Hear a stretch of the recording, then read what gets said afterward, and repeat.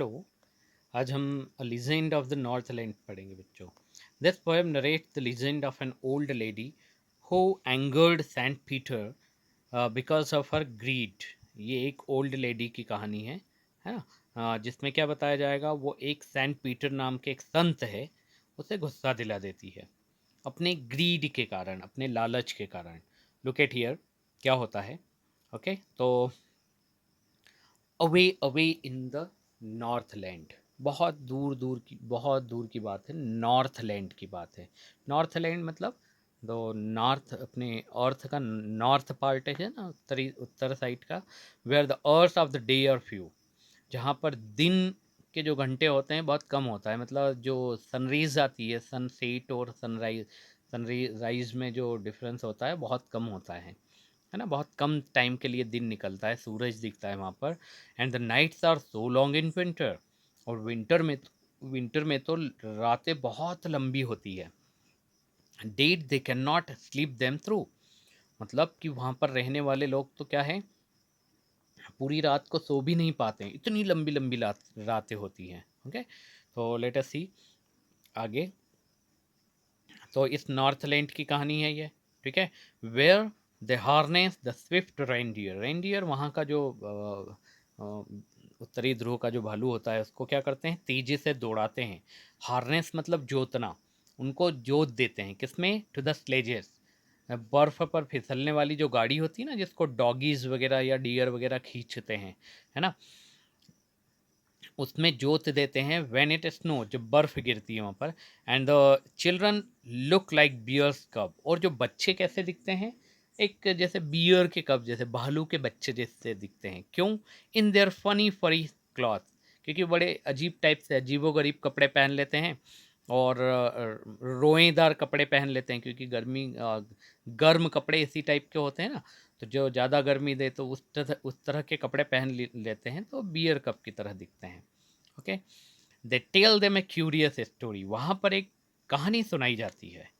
I don't believe it is true, मुझे नहीं लगता कि शायद ये ट्रू स्टोरी है। And yet you may learn a lesson if I tell the tale to you, यदि मैं तुम लोगों को ये कहानी सुनाऊं तो शायद तुम लोगों को कुछ ना कुछ सीखने को मिलेगा। मैं तो बिलीव नहीं करता हूँ, लेकिन ये ट्रू है या नहीं, लेकिन कुछ सीखने को ज़रूर मिलेगा। वंस, एक बार की बात है, यहाँ से we are starting the story. Once when the good saint Peter lived in the world below, saint Peter नाम का एक बहुत अच्छा संत था, जो वर्ल्ड बिलो मतलब साउथ में रहते थे वो। And walked about it preaching, और घूमते घूमते अपने प्रवचन देते हुए आगे बढ़ते गए। जस्ट एज ही डिड, जो कि उनका काम है, आपको पता है। He came to the door at a cottage in travelling round the earth, वो एक घर के सामने आकर रुकते हैं। जब वो पूरे अर्थ का चक्कर लगा रहे हैं, पूरे अर्थ पर प्रवचन देते हुए घूम रहे हैं, तो एक घर के सामने आकर रुकते हैं। Where a little women was making cakes, जिस घर में क्या एक ओल्ड लेडी जो है, वो केक्स बना रही थी। And baking them on the hearth, hearth मतलब भट्टी, चूल्हा, उस पर वो केक को बेक कर रही थी। And being faint with fasting, कि कई दिनों से उन्होंने कुछ खाया नहीं था, तो चक्कर भी आ रहे थे। For the day was almost done, पूरा दिन भर हो गया था घूमते हुए उन्हें। He asked her for her store of cakes, from her store of cake to give him a single one, कि तुम्हारे पास इतने सारे केक है, मुझे केक दे दो खाने को, मुझे भूख लगी है। आगे क्या होता है, look. So she made a very little cake but as it baking lay, तो वो क्या करती है कि जो बने हुए हैं केक उसमें से नहीं देती है, एक छोटा सा केक बनाती है ना, बेक करती है उसको। और जब बेक कर रही होती है उसे, है ना, तब उसे देखती है। शी लुक्ड एट इट, ध्यान से देखती है। एंड थॉट इट सीम्ड, कि वो जब उसे देखती है तो क्या सोच रही है वो, too large to give away, अरे इतना बड़ा केक कोई दान में देता है क्या, मैं नहीं दूंगी इतना बड़ा केक। फिर क्या करती है, therefore she kneaded another and still a smaller one, फिर दूसरी बार आटा गूंदती है, नीटिंग करती है, और फिर क्या करती है, फिर उससे छोटा केक बनाती है, जो पहला वाला केक था उससे छोटा केक बनाती है। But it looked when she turned it over, लेकिन जब उसे टर्न करती है, पका रही होती है, बेकिंग कर रही होती है, as large as the first had done, उतना ही बड़ा दिखता है उसको जितना पहला वाला केक बड़ा दिख रहा था. Then she took a tiny scrape of dough and rolled it flat and baked it thin as a wafer, है ना. But she couldn't part with it.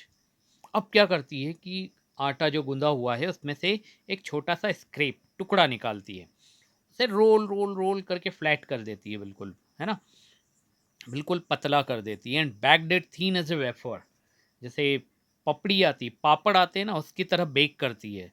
लेकिन जब उसे बेक करती रहती है तो क्या देखती है वो, she couldn't part with डीट. Part होना मतलब डिवाइड होना, अलग होना. लेकिन वो एक वेपर की तरह, जो पापड़ की तरह केक है, वो भी वो दान नहीं कर पाती है सेंट पीटर को.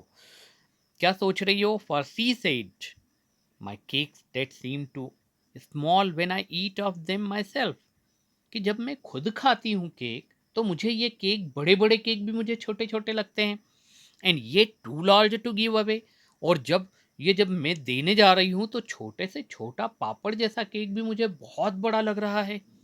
So she put them on the self, तो ये पापड़ जैसा केक बनाया, उसको भी अपने सेल्फ अलमारी में रख देती है. अब इतना जब देखते हैं Peter saint, then good saint Peter grew angry.